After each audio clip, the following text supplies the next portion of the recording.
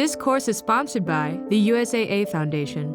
We would like to thank the USAA Foundation for their generosity in making this course possible. There is no doubt that intimate partner violence, often a socially taboo topic, has become a growing public health concern. The idea of intimate partner violence immediately stirs a sense of unease. Intimacy is thought of as something that should be shared and safe, and violence something harsh and unsafe. Combining the two opposing ideas creates quite a jarring reality and is certainly a complicated subject. Hello, I am Dr. Leanne Bruce, National Program Manager for the Intimate Partner Violence Assistance Program at the Department of Veterans Affairs. Our program was formed in 2012 out of our concern for veterans and their intimate partners and caregivers who might be affected by physical, emotional, and/or sexual violence. In this course, we will discuss what intimate partner violence, or IPV, is, types of intimate partner violence, how intimate partner violence affects veterans and their partners, whether IPV may be affecting your relationship, and how and where to get help. First, the term intimate partner violence, or IPV, describes any violent behavior, including but not limited to physical and sexual violence, stalking, and psychological aggression by a current or former intimate partner. It can range in frequency and severity from one episode to chronic and severe episodes that occur over a period of days, months, or years. This includes coercive behavior, or any act that is manipulative and infringes on personal freedom. IPV happens in both heterosexual and same-sex relationships, but does not require sexual intimacy or living in the same household. Recognizing IPV can be extremely difficult. The first step is being aware of the many ways that it can present. So it can help to know that there are many different types: physical, emotional, verbal, psychological, sexual, coercion, financial, technological, and stalking. To learn more about each of these kinds of IPV, please see the course appendices. IPV use among veterans who have post-traumatic stress disorder or PTSD is up to 3 times higher than those without PTSD. Studies indicate that rates of IPV may be higher in couples where at least one of the partners is active duty. So is IPV affecting your relationship? Relationships are complex and all have their ups and downs. How do you know if your relationship is healthy or if you're experiencing or using unhealthy or at-risk behaviors? Let's talk about what healthy and unhealthy relationships look like. Healthy relationships are respectful. They're supportive and honest. Responsibilities are fairly divided and decisions are shared. Both people feel that they can trust the other because each respect the other's rules and limits that they create for themselves.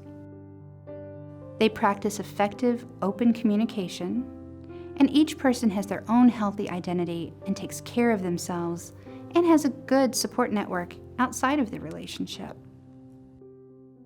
Some examples of behaviors in healthy relationships include showing support and compassion toward the other person's words and actions, expressing interest in understanding the other person's experience, sharing concerns, acknowledging them, and working together towards a solution. Spending time together while also encouraging each other to spend time with family and friends. Resolving conflicts in a respectful and cooperative manner.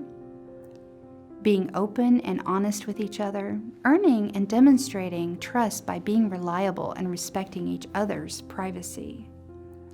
Sharing responsibilities and making choices together, including parental and financial decisions. Talking about intimacy, sex, and reproductive decisions. Sex is consensual. Decisions around intimacy, sex, and reproductive choices are mutual. But even in healthy relationships, couples often want to improve their communication or strengthen their bonds. VA has programs to help support healthy, safe relationships, such as the Warrior to Soulmate program, and other couples counseling workshops that are available at many VA facilities. Also, the National Coalition Against Domestic Violence offers education, resources, and advocacy information. Unhealthy relationship behaviors include disrespect, inconsistent support, dishonesty, and manipulation.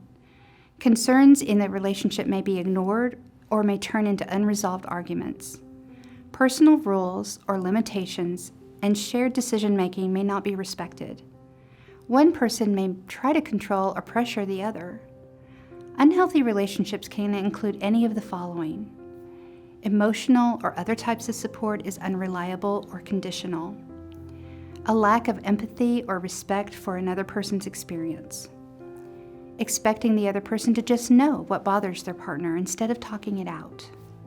Ignoring concerns in the relationship. Relying exclusively on each other and not socializing with family or friends or respecting alone time.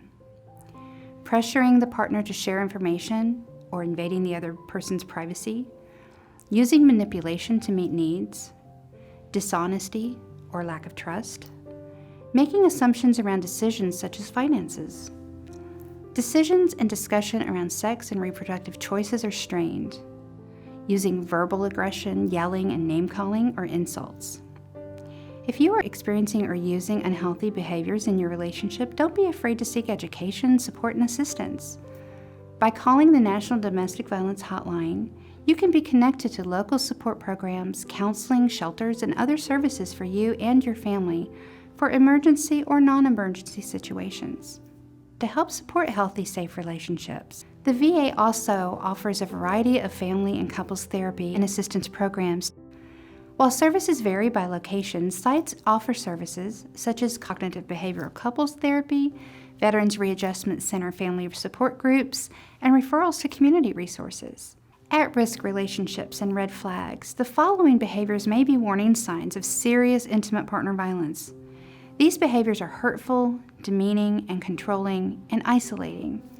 In these cases, one partner may attempt to make the other feel afraid or bad about themselves or unable to make their own choices, such as dismissing the partner's experience, rules, or personal limitations, blaming the partner who is experiencing harm, calling the partner names, putting them down, and insulting them, threatening the partner, other family members, pets, or cherished belongings, harming the partner physically or intentionally intimidating them, preventing the partner from spending time with others, violating the partner's privacy, making the partner share personal information, including access to internet accounts, email, phone messages, or medical records, not allowing the partner to make his or her own choices, forcing or coercing the partner to engage in sexual activity, controlling reproductive decisions such as whether to use contraception, engage in safe sex practices, or making pregnancy decisions.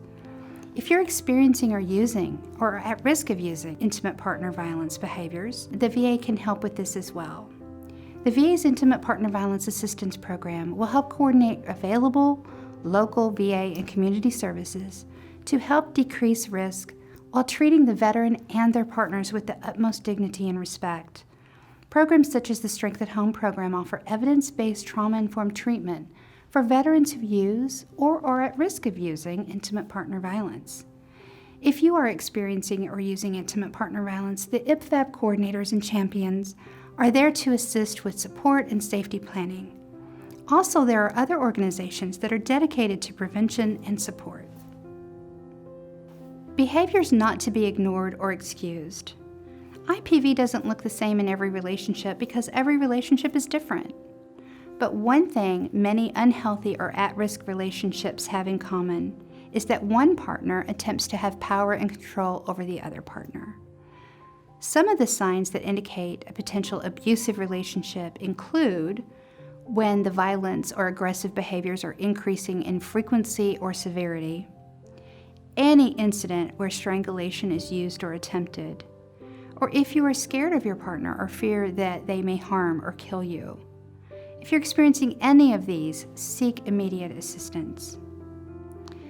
The VA is committed to helping our veterans and their partners have safe, healthy relationships. VA's Intimate Partner Violence Assistance Program provides programs and services to help couples strengthen their relationships while also working to prevent IPV and reduce risk. Programs offered through the Intimate Partner Violence Assistance Program are designed to be sensitive to the unique needs and experiences of veterans and their families. Each VA facility has a dedicated Intimate Partner Violence Assistance Program coordinator who can provide education, resources, and referrals. Regardless of whether IPV has happened once or many times, if you have any concerns about your own relationship or that of a loved one or a friend, please reach out for help. If you receive care at a VA, contact your local Intimate Partner Violence Assistance Program coordinator, talk with your VA treatment team, primary care social worker, or another provider or program representative, such as the caregiver support coordinator. Women veterans can also reach out to the Women Veterans Program Manager. For more information or assistance, you can check out these other resources in the course appendices. So let's recap what we've covered in this course. Intimate partner violence, often a social taboo, is becoming a growing public health concern and is a very complicated subject. Types of IPV include physical, emotional, verbal, psychological, sexual, coercive, financial, technological, and stalking. Military and veteran populations face unique risks for intimate partner violence.